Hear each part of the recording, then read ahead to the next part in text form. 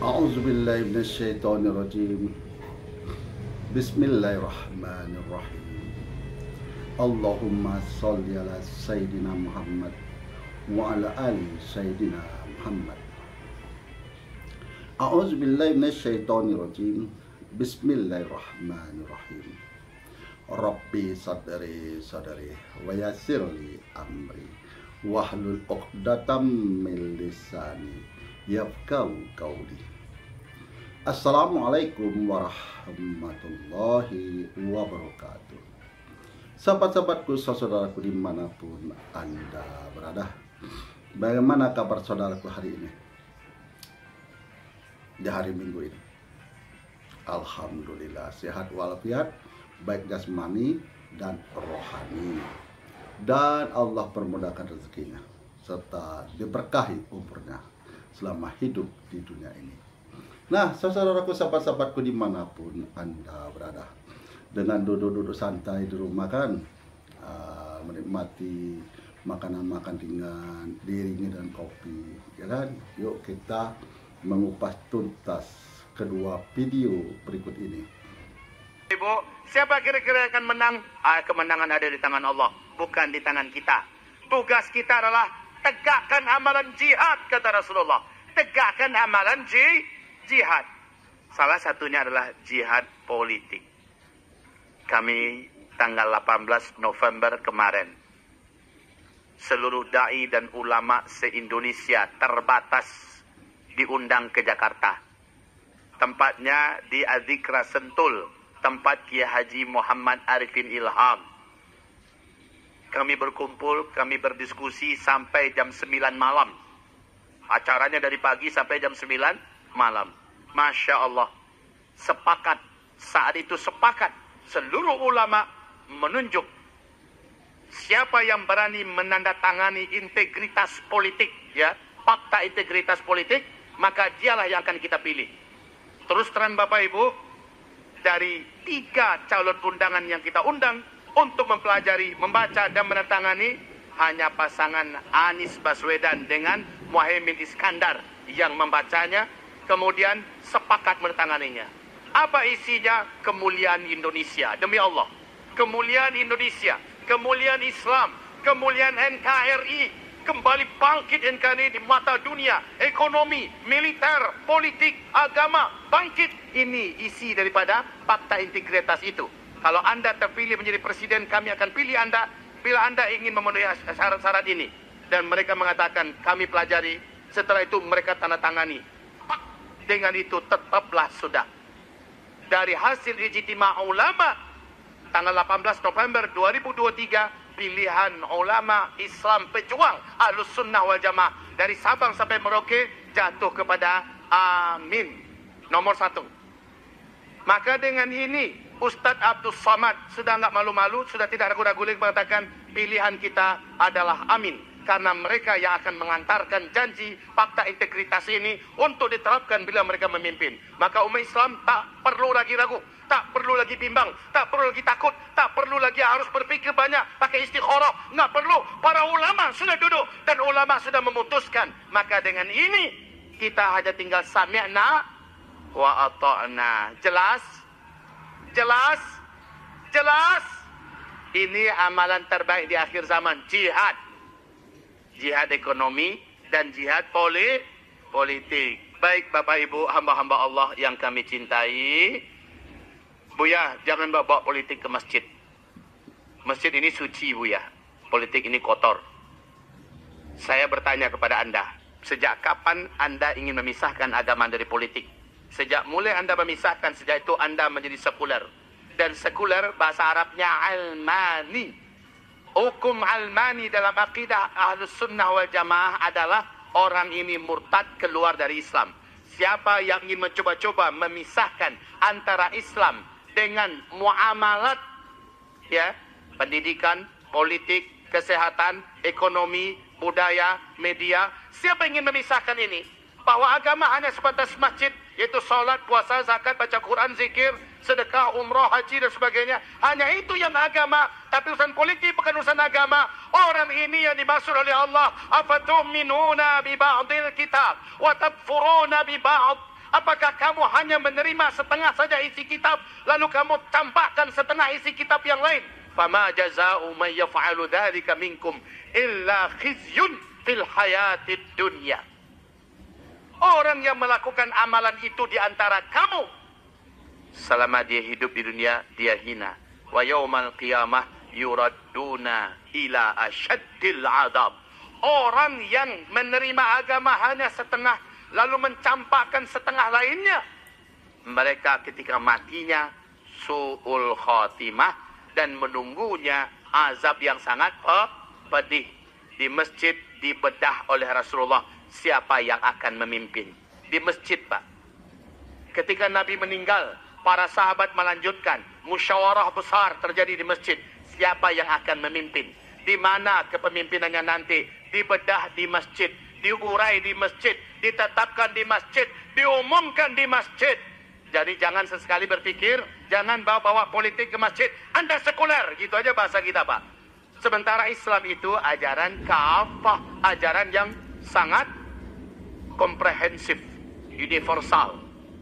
Di masjid bicaralah kesehatan, di masjid bicaralah ekonomi, di masjid bicaralah politik praktis, di masjid layak umat ini mendapatkan penjelasan yang jelas. Seperti ini, kalau enggak di kita yang menyampaikan, kalau enggak kita yang menyampaikan, maka siapa lagi yang akan menyampaikan? Kalau bukan di masjid tempatnya, maka di mana lagi kita akan menyampaikan? Di lapangan. Kalau enggak berjoget-joget, orang nak ketipu orang ke lapangan.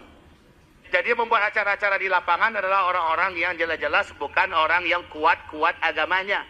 Orang-orang yang kuat agamanya ke masjid perginya. Nah, ke orang masjid jelas dijelaskan pada mereka. Baik Bapak Ibu, jelas apa belum jelas? Alhamdulillahi Rabbil Alamin.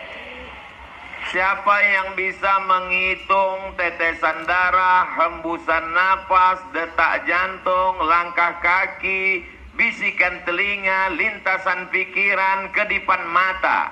Dan kita memang tidak disuruh Allah untuk menghitung. Kita hanya disuruh untuk mensyukuri. Alhamdulillahi Rabbil Alamin. Majlis kita yang begini ramai ini menjadi majlis bangkai, tidak bermakna apa-apa, busuk, berulat dan berbau. Kalau kita tidak menyebut namanya, kita tidak ingin majlis ini menjadi rusak, maka kita sebut namanya Allahumma salli ala Sayyidina Muhammad wa ala ali Sayyidina Muhammad.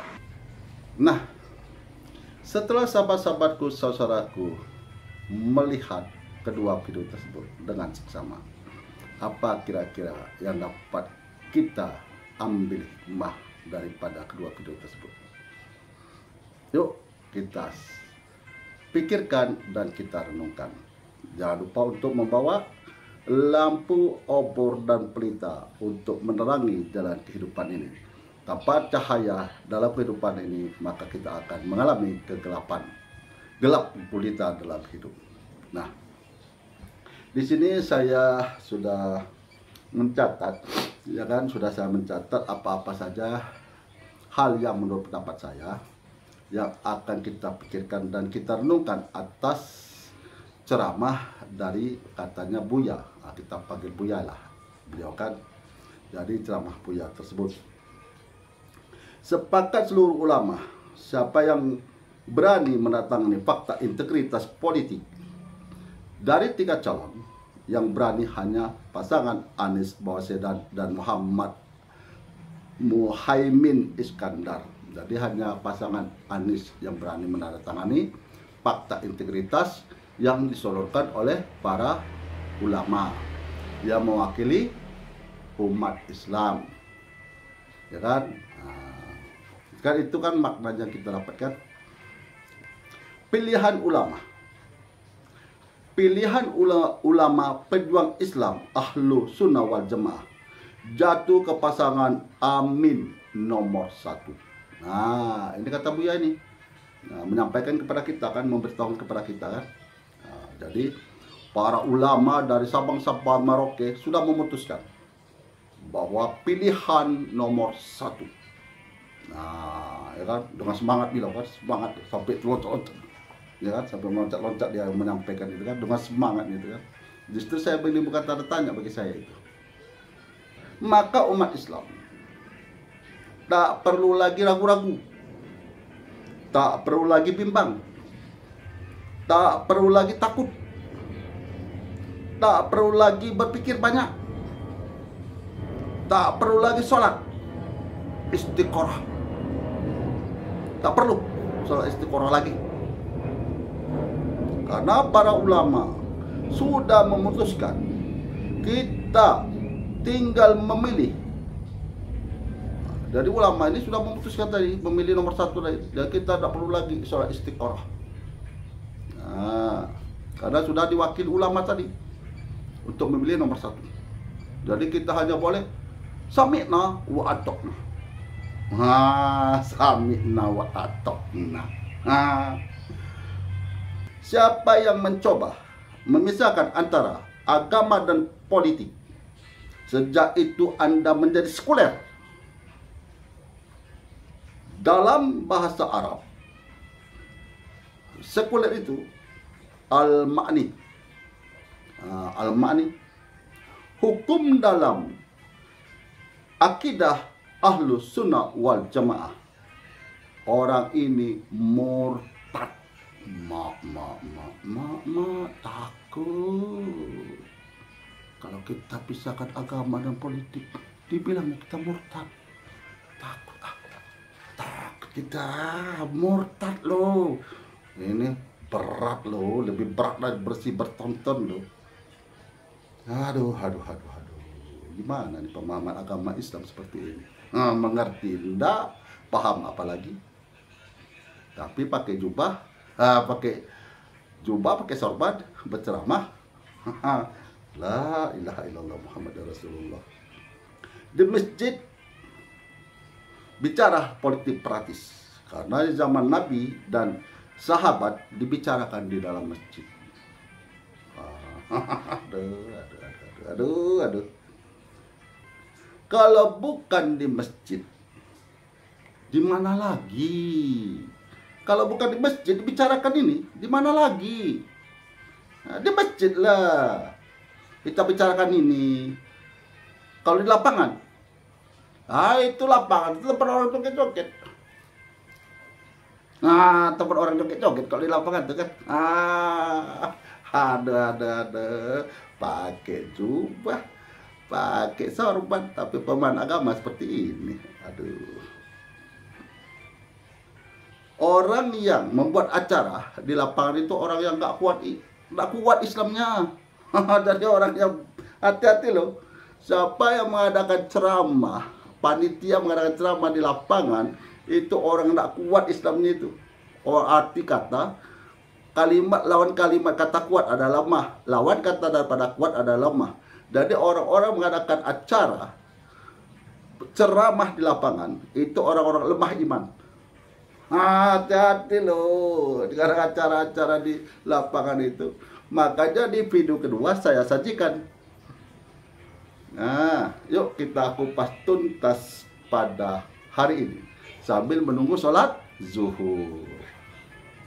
Nah, ulama sudah bersepakat dari Sabang sampai Merauke.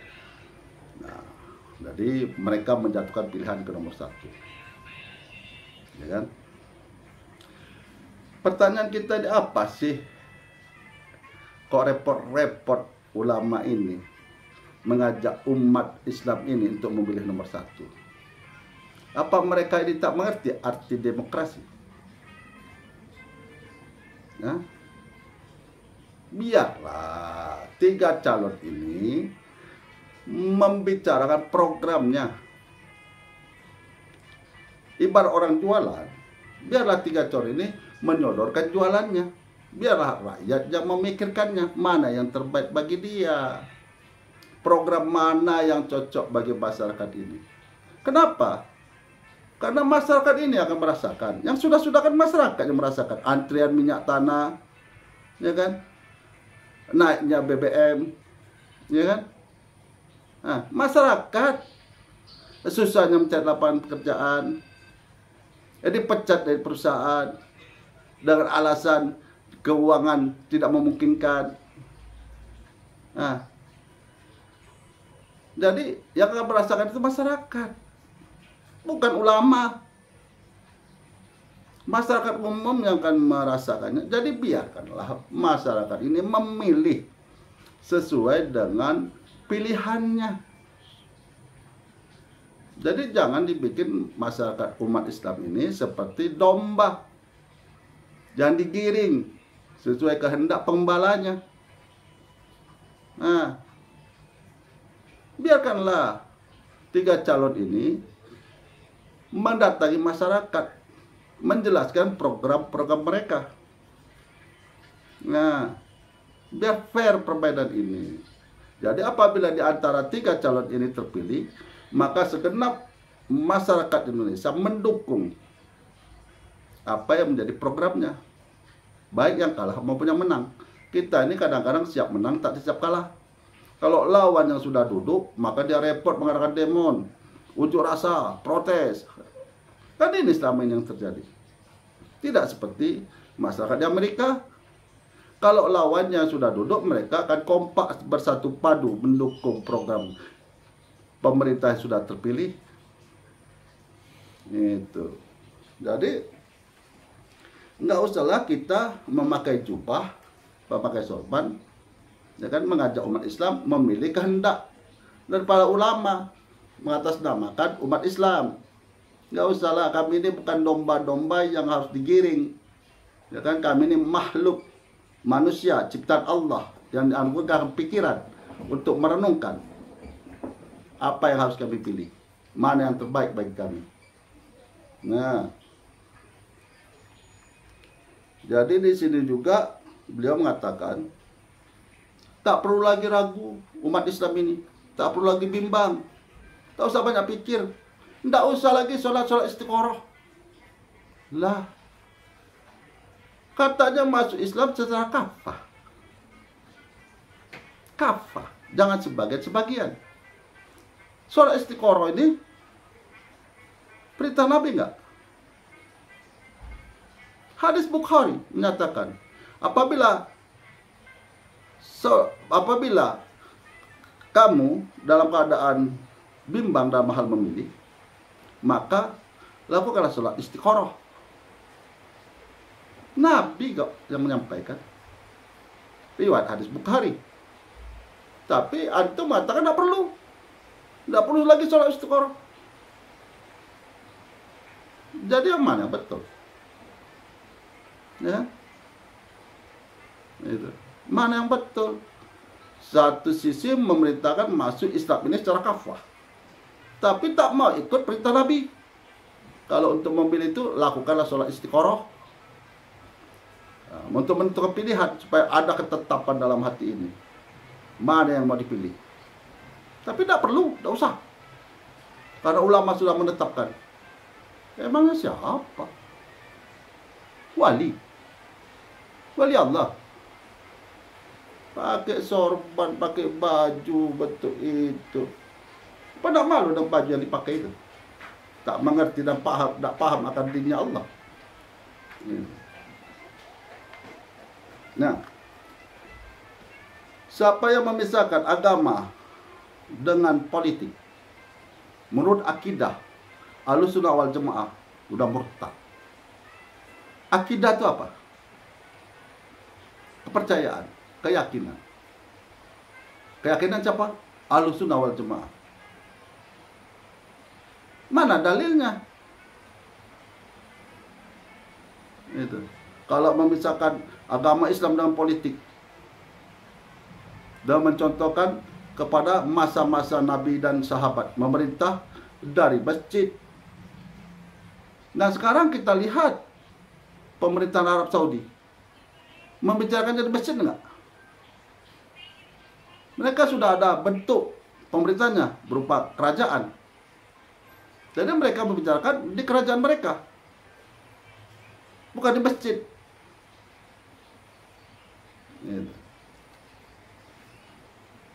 Jadi jangan dibawa kepentingan dunia ini ke dalam masjid. Jadikanlah cukuplah masjid itu untuk menanamkan iman hakul yakin kepada Allah, menanamkan iman hakul yakin kepada utusannya Nabi Muhammad sallallahu alaihi wasallam. membicarakan masalah bagaimana umat Islam ini, membicarakan bagaimana kehidupan umat Islam di dunia ini. Bagaimana umat Islam ini tidak berbuat syirik. Bagaimana umat Islam ini selalu damai, rukun, membawa kesejukan. Itu coba usahakan dulu.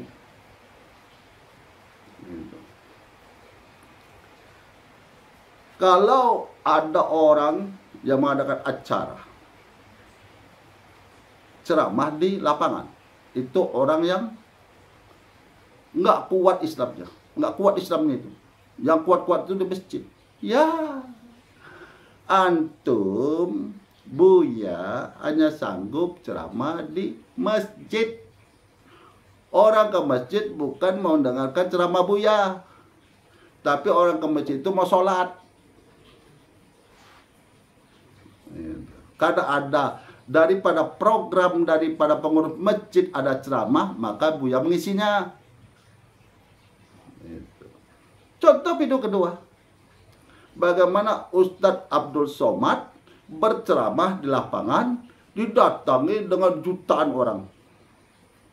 Apakah Ustadz Abdul Somad ini nggak kuat Islamnya?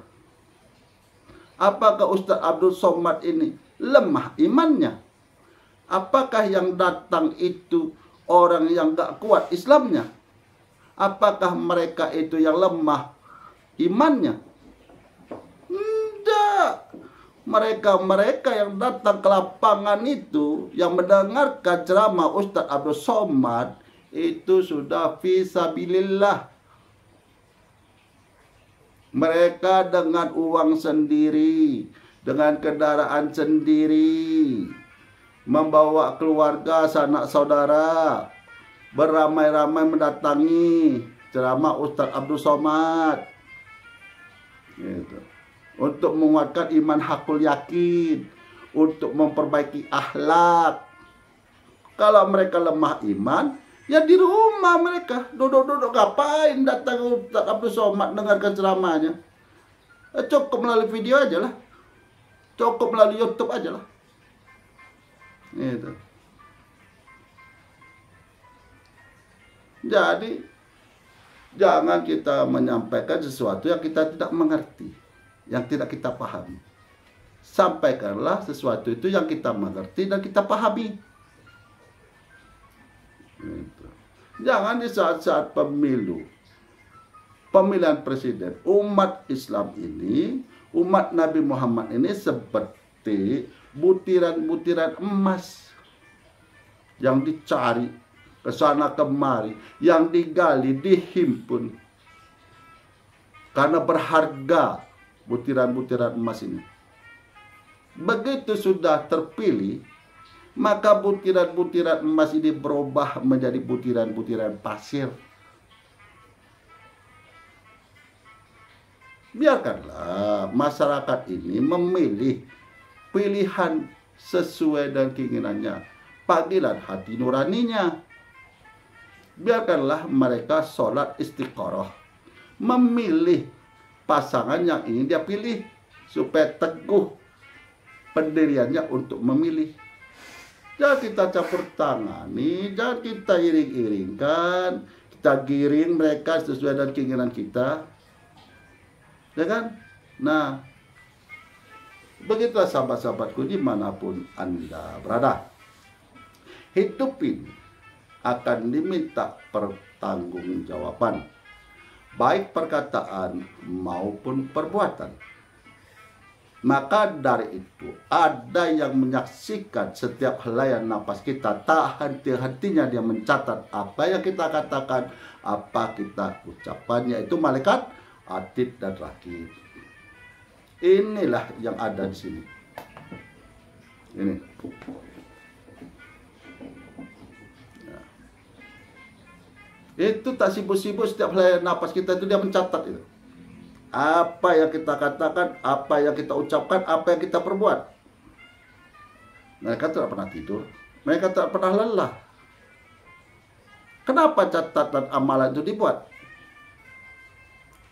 Termasuk salah satu saksi apa yang kita buat selama hidup di dunia ini, sampai menjelangnya kita meninggalkan dunia ini, yang disebut meninggal dunia. Nah, jadi hati-hatilah, ya kan? Hati-hati dalam melangkah dalam hidup ini, karena kehidupan ini ibaratnya jembatan yang licin. Kalau tidak berhati-hati melangkah, akan masuk jurang, minimalnya kita tersungkur di atas jembatan tersebut. Jembatan apa itu? Jembatan kehidupan menuju kepada kematian. Akhirul kalam saya akhiri dengan Assalamualaikum warahmatullahi wabarakatuh.